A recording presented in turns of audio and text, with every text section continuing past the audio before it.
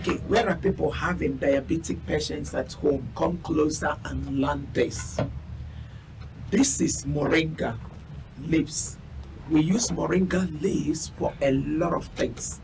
Everything about moringa can be used, both the roots, both the seeds, and the leaves. So this is moringa sauce. For us from West, we call it moringa soup with goat meat. Have you seen it? Use it for rice, you can use it for swallow. That is moringa. And the way it's made is you boil your meat. Have you seen the goat meat in it? After boiling your meat, when you put meat on fire, you slice your onions, put your tomatoes, put your garlic. I eat garlic a lot. You have seen it. Anything I eat, garlic must have to be there. So you put your onions, put your tomatoes. When the meat is about to get done, that's when you will put your garlic. You don't start with the garlic so that the nutrients in the garlic will not die up.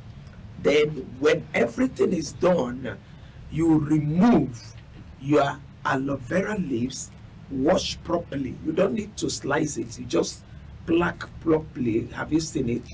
That is it. That is the leaves.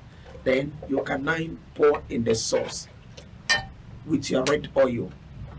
This is pink salt we usually use, and this is ginger. You put little ginger. This sauce is very good for diabetic patient. Very, very good for somebody that is having diabetes.